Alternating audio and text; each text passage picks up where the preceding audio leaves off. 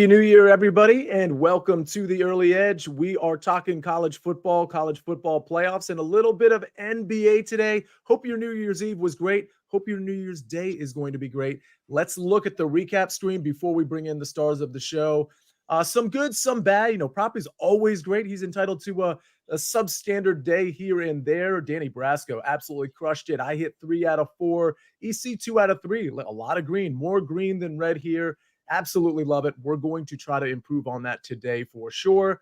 Ladies and gentlemen, hit the like button if you haven't already. Make sure you're subscribed to this channel and to SportsLine. I don't want to wait any longer. We've got some heavy hitters today, and I want you to see them. Let's bring in the stars of the show. We've got Emory Hunt here today. That's awesome. We've got Mike McClure, and Proppy is back. He's always here. He's always dishing out some picks, and I think he's got some NBA to sprinkle in today. First of all, Emory, I got to go to you right away because we don't do a ton of shows together. How are you today, buddy? Doing fantastic, man. It's great to start off the year talking ball with you guys as we wrap up, sort of the bowl season, but we still got a couple of playoff games left. So I'm excited to talk ball here today. Yeah, that's right. I'm still getting over. I'm looking in the lower right part of my screen here. I'm seeing 2024. I'm still kind of getting accustomed to that. All right, let's dive right into it because we're going to have our best bets. And before we do that, we get into the marquee matchup. So let's talk about these two college football playoff games.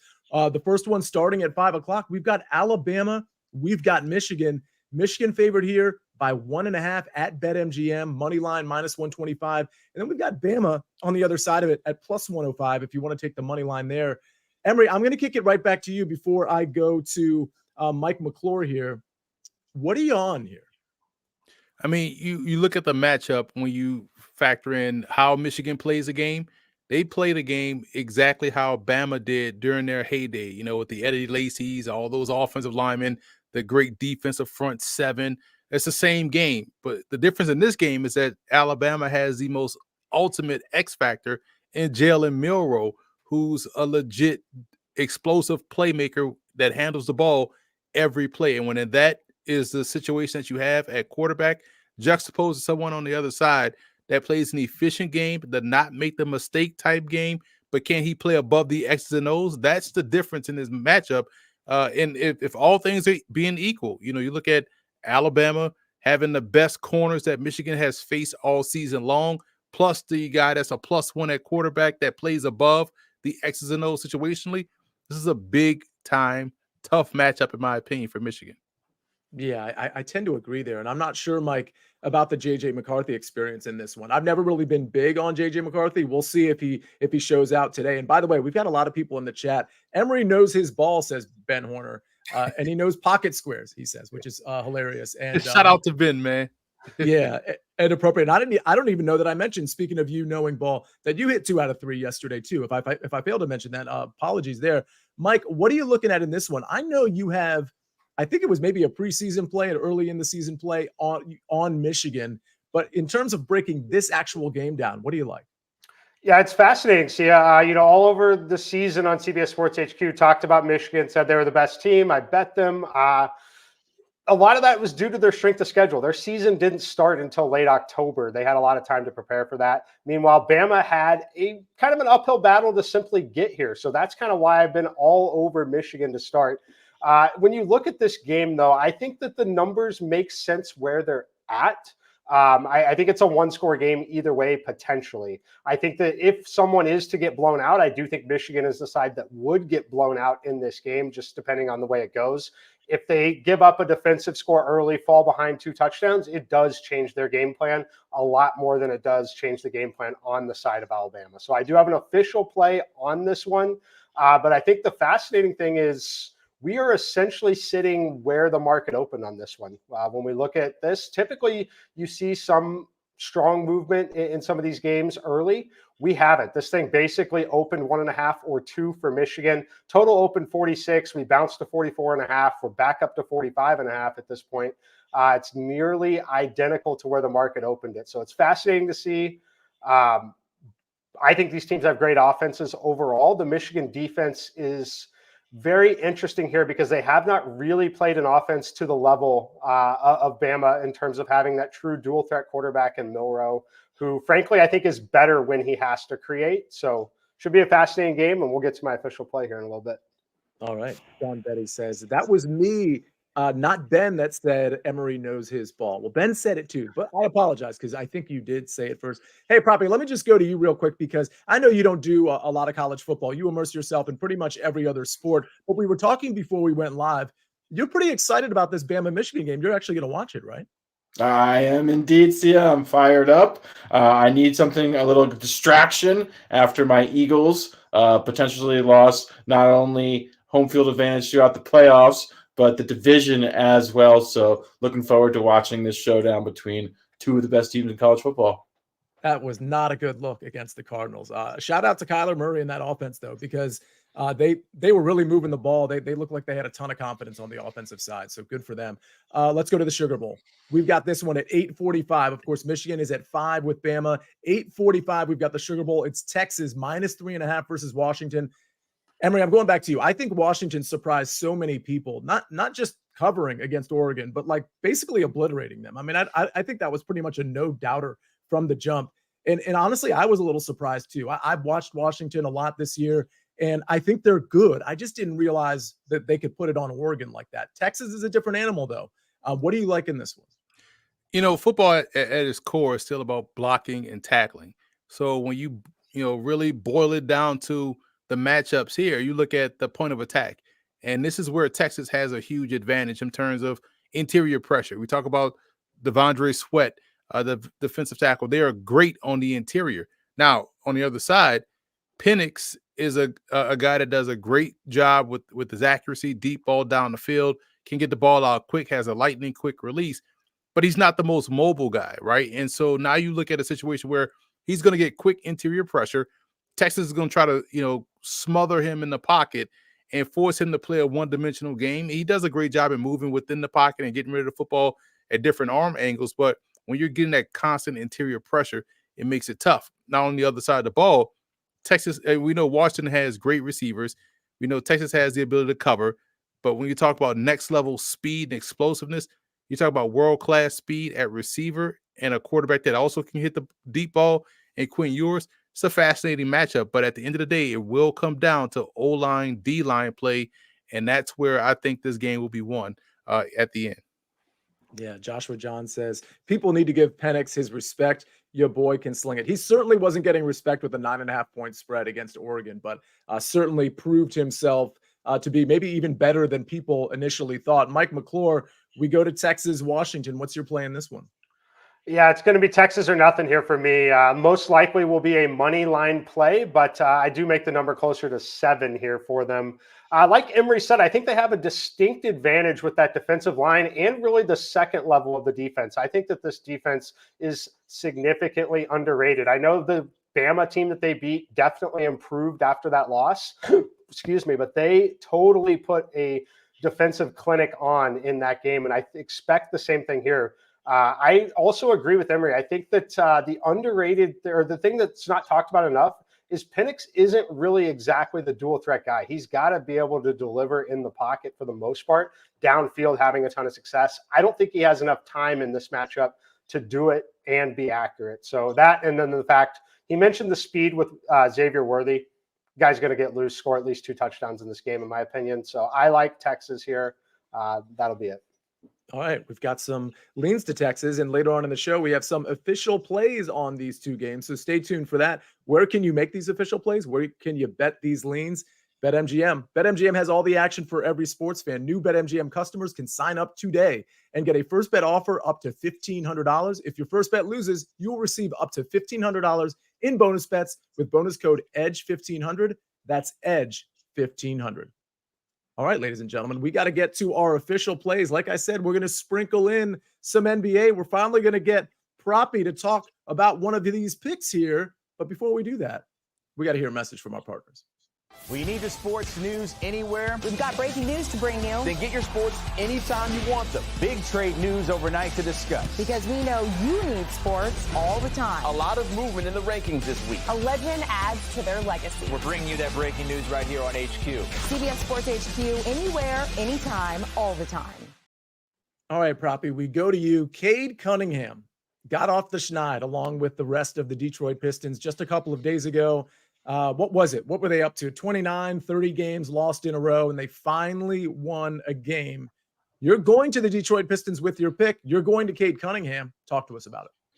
Yeah, and I attribute that victory to the performance of Cade Cunningham, who has been absolutely phenomenal. But I am going to fade Cade Cunningham. We're going under 38.5 combined points, rebounds, and assists. I actually unsuccessfully faded Cade Cunningham his last time out, but I am not afraid to go back to the well here. This is, again, an inflated line for Cade, who averages 34.9 points, rebounds, and assists. I also think this is a massive regression spot for Cade, who has been playing fantastic, but he's had to really put the Pistons on his back. He's been playing huge minutes, which I don't think will be the case as they have snapped that close to 30-game losing skid, playing a Houston Rockets defense that not only is excellent defensively, ranking top 5 in efficiency, but they also play at a very slow pace, and they also give up very little production to opposing guards. So I see Cade playing fewer minutes tonight than he has been in this month of January and now into, or in December now into January. He's playing close to 40 minutes a night. I think that number is going to tick down to 34 to 36 minutes. And again, very tough matchup for him on paper against Houston. And he's been shooting the ball nearly 60% from the field. So I also think he's going to come back down to earth a little bit here as well versus just an excellent perimeter defense of the Houston Rockets. So let's fade Cade Cunningham under 38.5 points, rebounds, and assists. All right, we're fading Cade Cunningham under 38.5 PRA. And we're going right back to college football because I do want to give you a SportsLine pick. We've got a site pick from SportsLine. It's Liberty and Oregon over 67.5 points. Both these teams likely to sling it for sure. Again, that site pick is over 67.5. If you want more site picks, really easy. You just go to sportsline.com/join. And by the way, you can still get 60% off our annual plan. All you have to do is type in promo code WINNERS. Most of you in the chat are probably already members of SportsLine. If there are a few of you that are not, obviously this is the way you want to do it. Get 60% off the annual plan by typing in promo code WINNERS. And for the record, this is one of the very few shows that I don't have an official play, but I will put an official play sometime later today on SportsLine. So look forward to that. Certainly a decent way to tease the site, but anybody who's a member of SportsLine knows how much data, it's not just picks, how much data, information, DFS data, covers all the sports. Really good stuff from SportsLine. And we're about to hear some really good stuff from Mike and Emory Hunt. One more quick message from our partners. Wake up to football highlights and news from around the world with the one and only Morning Footy team. Rise and shine, football fans. Welcome to Morning Footy. Start your all-day football craze with Morning Footy, part of the all-new Golazo Network. All right, Emory Hunt. Now, you kind of teased during our marquee matchups, these two big games, who you like. So I want you to run through that real quick in terms of who you like in the 5 o'clock and the 8:45 game here. But then you've got a couple other games that you got picks on. So 4 total. Tell us. Give me Bama straight up over, Michigan. I just feel like all things being considered, it'll come down to which quarterback can you trust situationally. We've seen Jalen Milroe do this multiple times again. Otherwise, Alabama wouldn't have been in the college football playoff had he not. You can think about the Oregon game. You think about what he did against Georgia. We haven't seen that from J.J. McCarthy because he hasn't had to, because Michigan has been so dominant. But when we saw him last pressed to make plays, that was against TCU in the playoff. It didn't work out for him. One could say he was part of the reason why they lost that game. But now he gets a chance to right some wrongs. But this is the wrong defense to try to get those rights. So I do like Alabama. And I'm going to lay these points with Texas because of all the things we talked about, O-line, D-line play, it'll come down to that. Texas can protect a little bit better than other teams Washington has faced. Washington can't really provide that pressure like other teams can. Texas also is able to collapse the pocket around Michael Penix. I think their defense and their offensive line play will be the reason why Texas covers this spread. Now, some other plays, you think about Iowa versus Tennessee. Now, I know everyone talks about the Iowa unders and all that stuff like that. Iowa right now are 5.5-point underdogs. Listen, Tennessee can score a touchdown and cover this spread because I don't see no points coming from Iowa. I've watched Iowa's offense and watched them get shut out before, watched them struggle to gain yards against Nebraska. I watched them go into games knowing all they need to do is score 6 points and they can win. Well, I think Tennessee, even starting a true freshman quarterback that has a lot of hype, 5-star kid, I think they can get at least a touchdown against Iowa, or at least 2 field goals, right? Let's say Iowa's defense is really good. 2 field goals, they cover, they win. I trust Tennessee. And Wisconsin and LSU it's an interesting game, right? Because we know LSU is not playing Jaden Daniels. Malik Neighbors is probably not going to play. And the reason why they're 9-point favorites is because I don't know why, because this is still an LSU defense that was terrible all season long.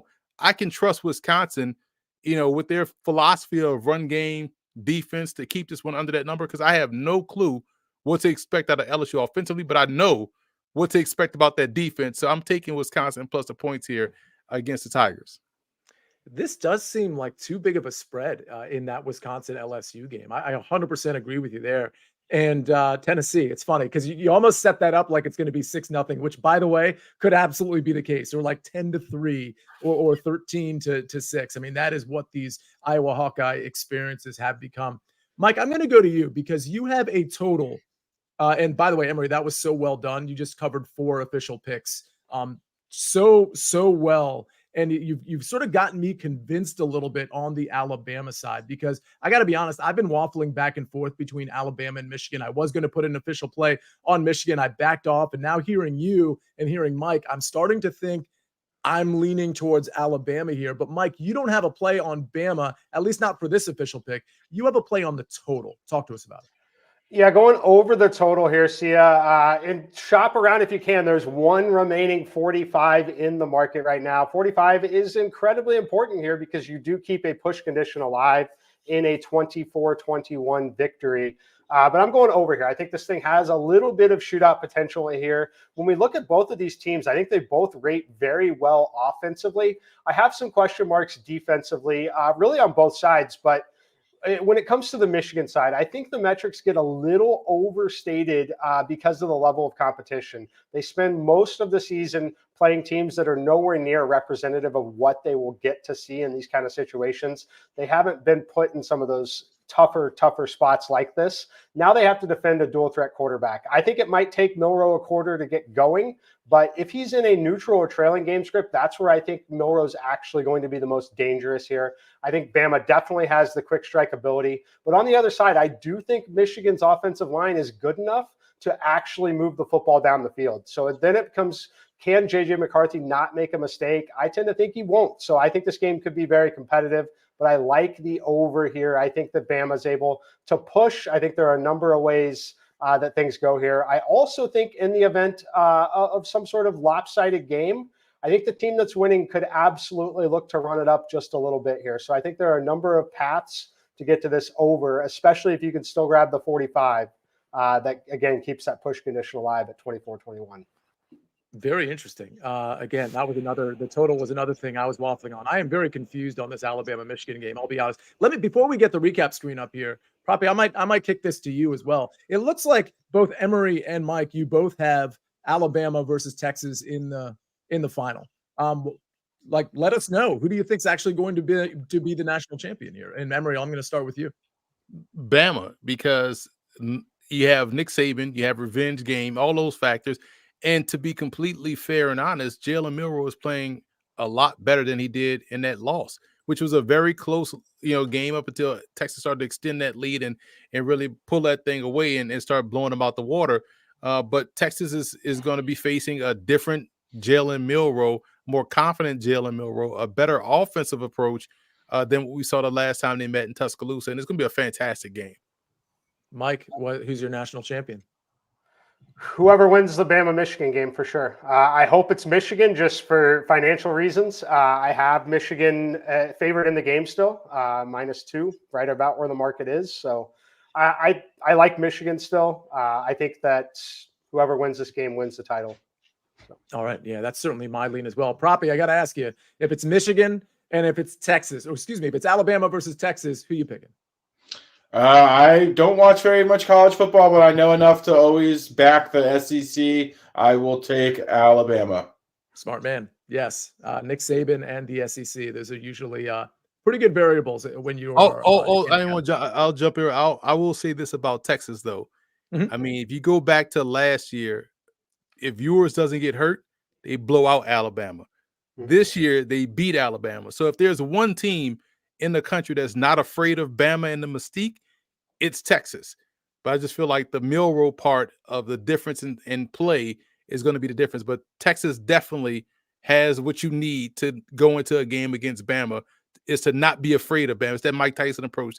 A lot of people were beat before they even threw a punch, but Texas has thrown a punch. They've knocked Bama out, and they get a chance to third times, to really hammer it home. So that's why I think it'll be a great game. But I just like Milrow's elevation a little bit more here than to see them lose twice in one season to Texas.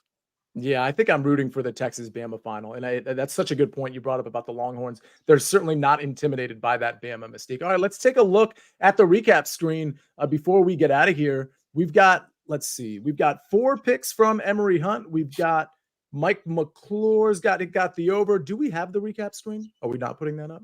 Maybe we don't. All right. Well, we do. Okay, good. Alabama, Michigan over 45. We got Cade Cunningham from Proppy under 38.5. PRA minus 118. Emory's got 4 picks. We talked about it in the marquee matchups. He likes Alabama money line and Texas minus 3.5. Also likes Wisconsin +9 and Tennessee minus 5.5. And then our site play, Liberty, Oregon over 67.5. Ladies and gentlemen, what a great way to start the year. January 1st, 2024, we get Mike McClure, we get Emory Hunt, and we get Propstarz. I feel very lucky to be hosting a show with you three. So thank you for joining us on a day where most people are taking off. Obviously, the early edge, we're always going to be here 10 o'clock tomorrow. We're going to be here for you the next day and the next day after that. Thanks for joining us today. Relax, watch some football, win some bets. On behalf of Emory Hunt, Propstarz, Mike McClure, Jake the Snake on the 1s and 2s. I am the counselor. This is the early edge, and we rest our case.